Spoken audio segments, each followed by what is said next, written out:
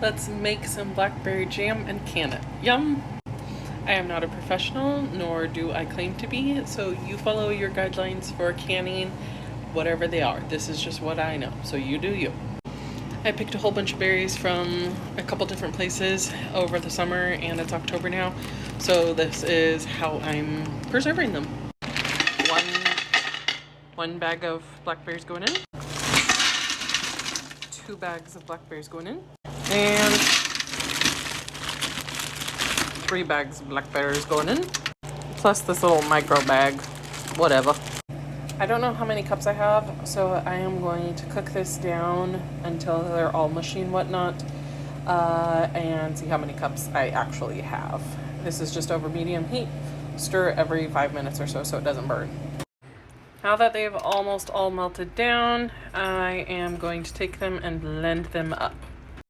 Remember how I said to stir every 5 minutes? Do that or else they'll start burning, and you don't want that. You can also take your berries and mash them down and then put them through a sieve or a sieve, whatever, or a strainer. But I'm just going to blend mine up because I like the seeds in them. So if you don't like the seeds in it, you do you. I like the seeds, and that's what makes it jam instead of jelly. That was 10-15 seconds of blending. So that's 4 cups. There's 8 cups. 10 cups. And almost 13 and a half, 14 cups total on my Lanta. I'm going to need more jars. I thought 12 little half pints would be plenty, but I'm going to go to the store and get some more jars because 14 cups it's just not going to do it. Don't fill your bag over the stove because this is what's going to happen. Also, I don't have money for jars right now, so we're throwing it says 4 cups, but it's actually 10 cups in here. Well, probably 8 now since I lost so much in the freezer until I get jars. Now that the extra has been put away, I added 6 cups of the jam mixture back into the pot. I'm going to let it start getting warm, and then we're going to add 1 cup of sugar for every cup of jam that we added, so it should be about 6 cups of sugar. Taste it, and then add more if we need it. Make sure to keep stirring it so that you don't burn it. I rinsed out my pot that had the little pieces that had been stuck or slightly burnt onto it and started with a fresh new pot. Okay, the jam has warmed up, so now we're going to add in those 6 cups of sugar. Remember, this is a kind of like a dessert. I'm not going to just sit there and eat a full jar of jam. It's spread very thinly, so if you want less sugar, use less sugar, but this is how I'm doing it. Mix it all together and slowly let it start getting hotter, and we want it boiling. The wonderful thing about Sure Gel is it usually comes with this little encyclopedia of everything you'll need if you want to do it for cooked jams or if you want to do it for quick and easy freezer jams recipes. I follow the recipe that's on the back for the cooked jam. You do you though. While it's still coming up to temp, we are going to add in 2 packets of the Sure Gel, and you need to bring it up to a boil, and it should be a boil that doesn't stop bubbling when stirred. So that should take a couple minutes or so. I am going to add about 3.5 teaspoons of salt in there also. The salt just balances out the flavor. If you don't want to add the salt, don't. If you like your jam really sweet, that's fine. I just think it balances out a little bit. We have some bubbles going on, so we're almost there, but when I stir it, it stops bubbling, so we want it a little more bubbly than that. Also, this is my canner. I have all my little jars in there. You're gonna want an inch or 2 over the jars with water, so I'm just heating them up here. I already sterilized them, but this is a second step. Okay, it is now boiling even when I stir it, so we're gonna set a timer for 1 minute and keep stirring. Okay, it's been a minute, so now we take it off of the heat and get our jar area ready. Yum, yum, yum. We are going to take our little jars out with this little thingamajig. I actually think this is my mom's and somehow I have it, but we're using it. And place it on the towel like that. In the big old pot, I'm just going to throw in all my rings and try and separate them as you throw them in there.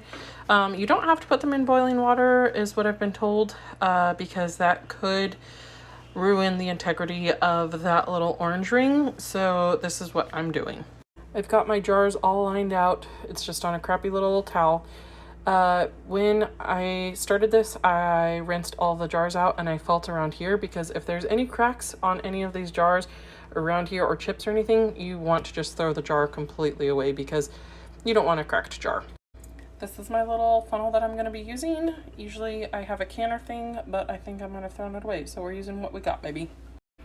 The jam is already setting up, so I'm going to take it and fill it in the jar until it's about a 1/2 inch headspace. I'll show you. Right about there is where I'm going to stop it, because why not? And then just keep going until you get all the jars done. Okay, about 6 cups of the juice jam stuff made 10 half pints. So I'm pretty happy with that. We are going to take our napkins now and rub them all off with hot water and clean them up. Okay, I have my little magnet thing that I'm going to take. It's all sanitized. Now I'm going to put on top. Nothing else is touching that seal, so that's perfect. And then I'm going to throw a ring on it. With the lids, we're going to screw until they're finger tight. That means they're not super, super tight, but they're also not going to fall off, and just keep going until all the lids are screwed on. Hot jam goes into hot water. Make sure they're standing up. Throw that lid on there and get it boiling. Once it starts boiling, you want to set a timer for 10 minutes and let it boil for 10 minutes. And while you wait, just clean up your mess. Okay, these have been on for 10 minutes. Boiling, and we are going to take them off and let them sit before taking them out for probably another 10 or 15 minutes. Just put them anywhere on your counter or on the other part of your stove. Now that they have cooled, we're going to take them out and put them right on a little towel. Don't have any fans going on them or any cold air. Otherwise there could be like thermal shock. But you're going to leave the rings on for 24 hours and then take them off after 24 hours. Check all the seals and make sure that they have sealed properly. Look at them all done. I'm so excited. And look at this. Look at this setup. Like, it's a little drippy, but look at how it's holding its shape. Should we give it a try? I think we should give it a try. Let's do it. Why not? I'm going to try letting you hear the sound. Oh, that came off so nice. Oh my goodness. Okay, look how like thick that is. Girl, that's thick with 15 C's. Let's try it. Whoop, whoop, whoop. It's so good. Sorry, that was gross, but it's so good. I'm so happy. I hope you enjoy.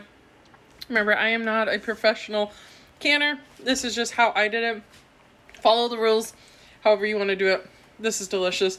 I might just open all of the jars and just eat them right now because it is so good. So hope you guys have a good night and bye.